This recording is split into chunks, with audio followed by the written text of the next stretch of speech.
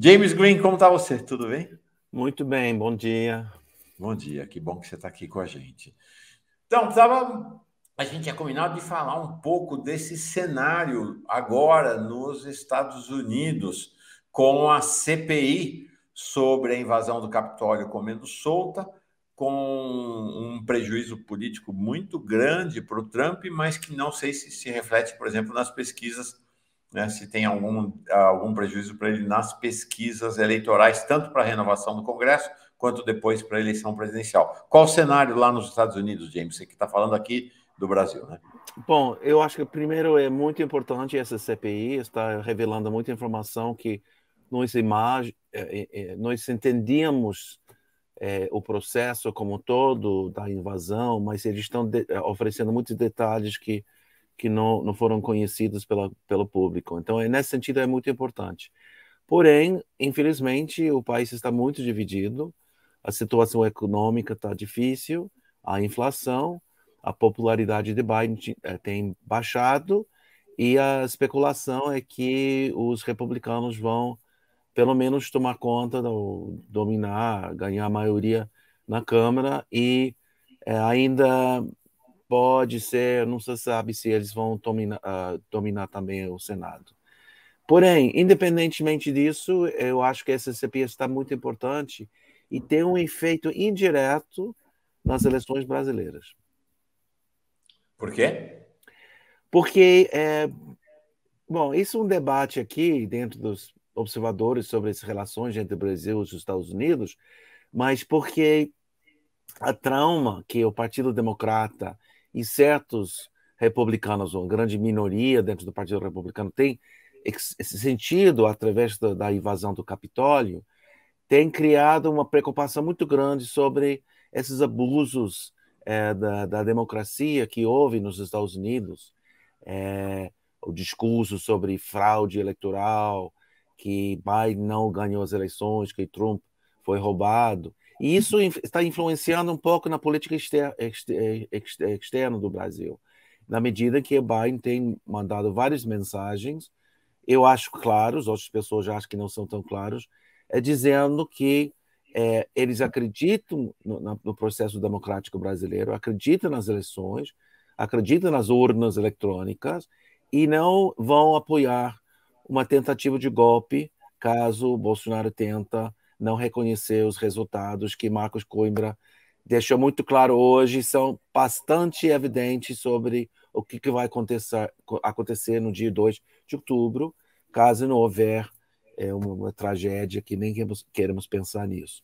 Então, eu acho que o fato que o Pentágono, o Departamento de Estado, várias pessoas têm deixado muito claro que não vão apoiar uma aventura de Bolsonaro, deve ter uma influência nas Forças Armadas que Bolsonaro está querendo mobilizar ao seu lado. Eu acho que isso pode influenciar nas possibilidades dele fazer uma coisa parecida à invasão do Capitólio. Você me chamou a atenção para algo que uma convergência importante. Daqui a pouquinho vamos conversar com a advogada eleitoral Maíra Recchia para falar qual é o roteiro desta tentativa de melar as eleições. Nós não estamos falando de um golpe de Estado no padrão tradicional, tanque na rua, fechamento do Congresso, mas essa baderna, né, que foi a característica também da invasão do Capitólio, buscando com a baderna levar ao limite a institucionalidade do país. Nós vamos falar daqui a pouquinho com ela sobre isso. O interessante é que lá nos Estados Unidos, as pessoas estão percebendo a gravidade do que está acontecendo aqui no Brasil de uma maneira mais acentuada do que nós mesmos aqui. Então, você me mandou essa reportagem dos deputados dos Estados Unidos pedindo apuração sobre questionamentos de militares às eleições do Brasil. Então, os deputados dos Estados Unidos já perceberam que esses questionamentos que os militares estão fazendo ao TSE, eles implicam ameaça, né, James? Exatamente. Nós temos uma experiência muito interessante. Eu tenho trabalhado em solidariedade com o Brasil há 46 anos, desde que eu tinha 22 anos, 23 anos. Naquela época, durante a ditadura, quando nós denunciamos a tortura, era muito difícil comunicar ao público americano, mesmo os deputados, de pessoas que estão um pouco mais interessadas na realidade internacional, a realidade brasileira, porque era muito distante, abstrata, como se fosse uma república de bananas mesmo. Eu não gosto dessa frase, porque eu acho que é um estereótipo horrível, mas não tinha um conhecimento, uma compreensão da realidade brasileira. E, naquela época, o governo americano apoiava a ditadura militar. Esse foi o problema. Governo de Johnson, governo de Nixon. Porém, com a experiência da eleição de Trump, e o terror, o pesadelo que vivemos durante os 4 anos deles, as pessoas começaram a entender que Bolsonaro era muito parecido e processos acontecendo nos Estados Unidos estavam acontecendo no Brasil. Por exemplo, então, isso é um elemento. Segundo elemento, que a partir do golpe contra a presidenta Dilma Rousseff, houve uma mobilização nos Estados Unidos, uma politização que nunca houve. Tem 600 especialistas no Brasil, em várias universidades nos Estados Unidos. E eu diria que 90% desses especialistas que sabem, acompanham a história do Brasil, a literatura, a cultura, a política, estava revoltada com o governo de Bolsonaro e se protestando contra. E houve movimentos dentro do Congresso de educar deputados progressistas sobre a realidade brasileira. Ficaram atentos, porque havia uma analogia entre o que estava acontecendo nos Estados Unidos e o que estava acontecendo no Brasil. Então, quando, por exemplo, você fala sobre as possibilidades de Bolsonaro mobilizar contra um suposto fraude eleitoral ou o não funcionamento das urnas eletrônicas, né, isso se lembra muito o que Trump fez durante a campanha eleitoral dele, onde ele anunciou: se eu não ganhar, é porque tem fraude. Onde ele anunciou que quem vota pelo correio vai cometer fraude. Quando ele perdeu por vários milhões de votos, ele anunciou que era um roubo, que não era confiável os resultados eleitorais. E mobilizou a sua base, que ainda está consolidado, com ele, achando que Biden perdeu as eleições e Trump ganhou. Então, nesse sentido, existe um movimento parecido entre tudo que Bolsonaro está fazendo, tudo que Trump fez. E isso ajuda pessoas que não sabem muito sobre o Brasil a entender as analogias entre os dois países e entendem por que é uma possibilidade de ameaça à democracia brasileira. Então, nesse sentido, isso eu acho que foi muito importante ontem, essa notícia, que tinha 5 deputados, uns conhecidos como pessoas mais à esquerda, mas outros não, que introduziram uma emenda a PL, projeto de lei para o orçamento do Departamento de Defesa, dizendo: caso houver qualquer tipo de intervenção nas eleições pelas forças militares, os americanos vão cortar qualquer ajuda militar ao Brasil. Então, isso é, para nós, Maura, você que conhece muito bem a história do seu país, sabemos como os americanos, durante o processo de golpe de 64, aumentaram a ajuda militar, conspiraram com os militares para fazer o golpe contra o João Goulart, apoiaram economicamente os militares após o golpe de 64, e agora é o contrário, dizendo que nós não vamos apoiar os forças militares brasileiros caso eles façam uma interferência nas eleições ou apoiam a pessoa derrotada nas eleições. Isso é no certificado. Agora, esse é uma emenda ao projeto de lei do orçamento que não foi aprovado, mas é um sinal muito importante para os militares brasileiros, ao meu ver. Perfeito. E é interessante esta ideia, essa correspondência dos processos nos Estados Unidos e no Brasil. É claro que é uma diferença básica, né? Os Estados Unidos não tem tradição golpista, não tem tradição de golpe, diferentemente do Brasil. Mas essa ideia de que o roteiro do golpe é o roteiro da bagunça, da baderna, uma espécie de desfazimento do tecido institucional. Não é à toa que a gente tem 2 dos filhos do Bolsonaro. Há 2 semanas atrás, o Flávio Bolsonaro deu uma entrevista dizendo o seguinte: olha, Aqui pode acontecer algo como foi no Capitólio, e a gente não tem como segurar, a gente não tem como conter, ou seja, sinalizando que é por aí. E essa foto muito emblemática que o Carlos Bolsonaro colocou no seu perfil no Twitter ontem, que é exatamente ele na frente do Capitólio. Eles estão sinalizando que é esse o caminho que eles vão trilhar por aqui. Então, exatamente. Eu não sou especialista na ultradireita brasileira, eu não pesquiso profundamente, eu acompanho as pesquisas das outras pessoas que estão estudando isso. Mas sabemos muito bem que os filhos do Bolsonaro têm uma relação muito forte com Steve Bannon, na ultradireita, que tem um projeto internacional de longo prazo. E são atores políticos que não desapareceram, inclusive o próprio Bannon ganhou um perdão do Trump, porque ele tinha feito fraude de levantar recursos, doações para a suposta construção do muralha entre o Brasil e os Estados Unidos, e ele foi condenado e depois ele foi perdoado. Então, existe essa relação muito forte entre os filhos de Trump os filhos do Bolsonaro e Trump. E eu acho que essa é uma tentativa, quer dizer, tem vários cenários, ninguém sabe o que vai acontecer. Eu acho que o pior cenário seria uma invasão ou uma tentativa de fazer uma confusão depois das eleições, ou mesmo antes das eleições.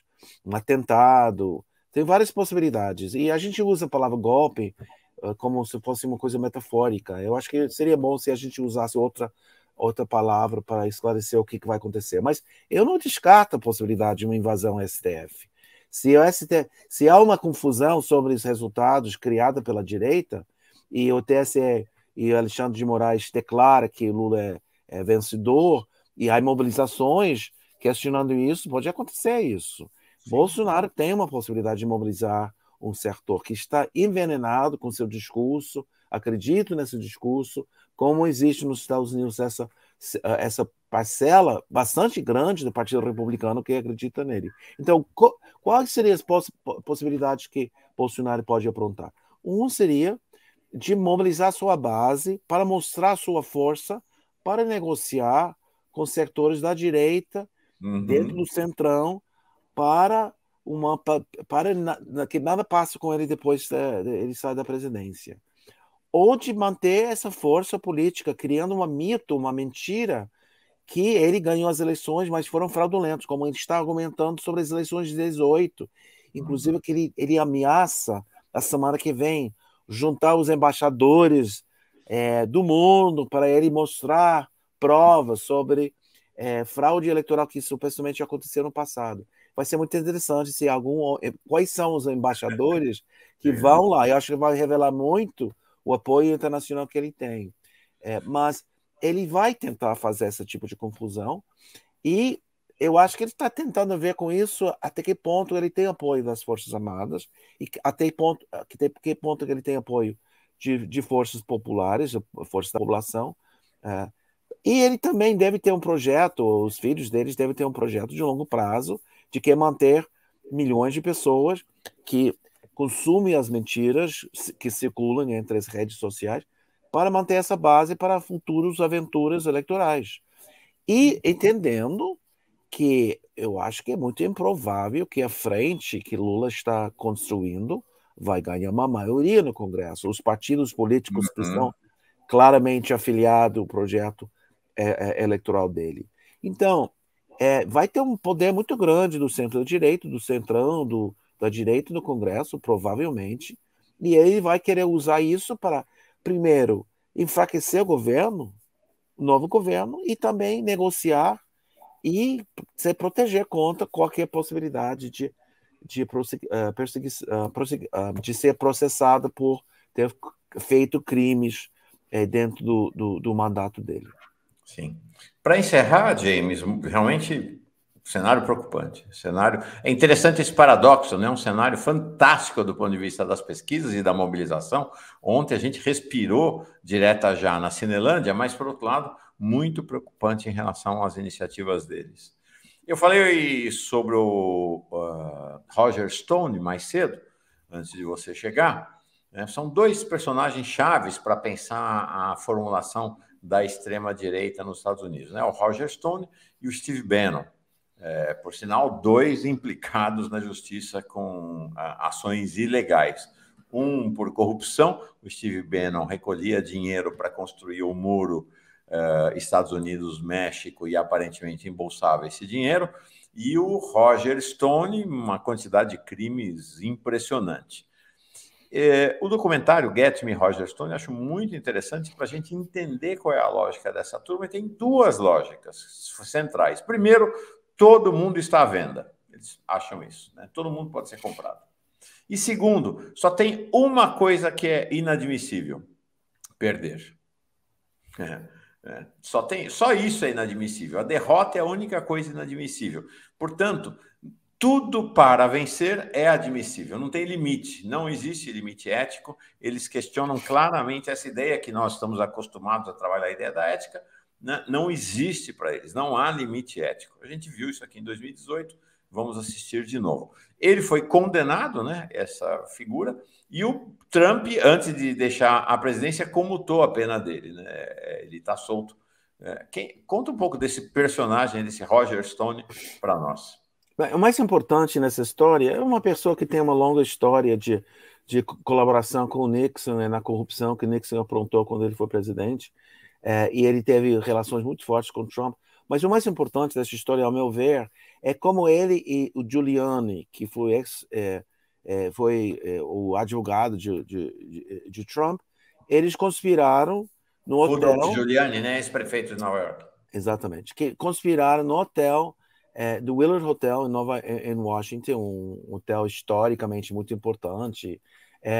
O dia antes do Capitólio, sabemos que o comício organizado no dia da apuração formal entregue dos resultados do colégio eleitoral foram assim, planejados para ser feito no Congresso, com as duas câmaras juntos.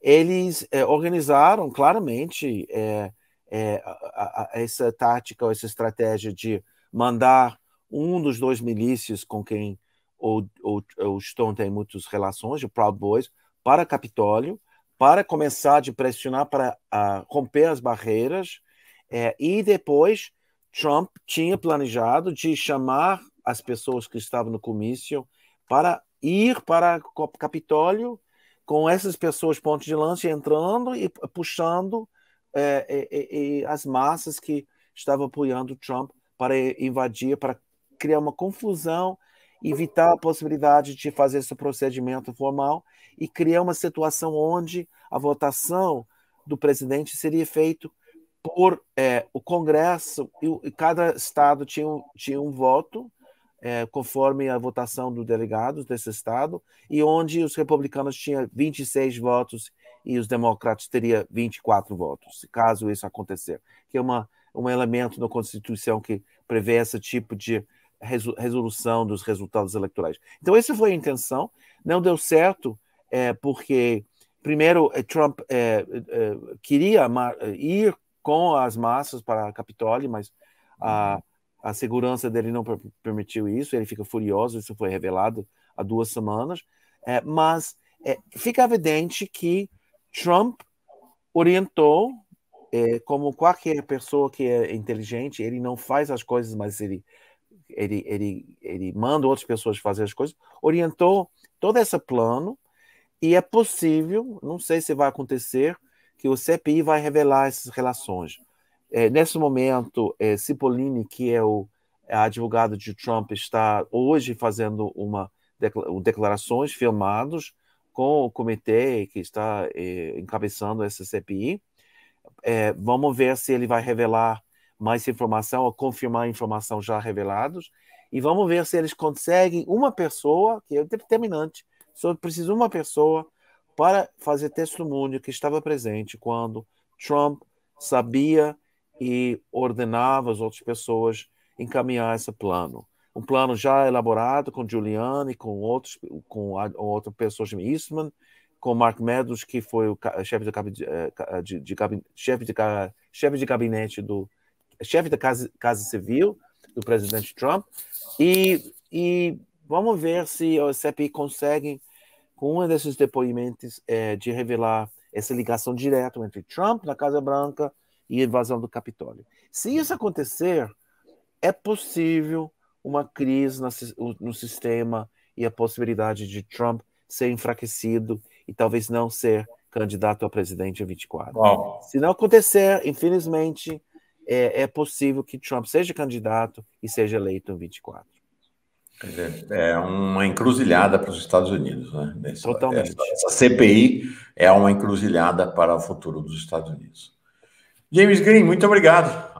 Sempre um prazer falar com você. Para mim também, muito bom. Sempre é um aprendizado contigo. Boa sexta-feira, bom fim de semana para você. Muito obrigado.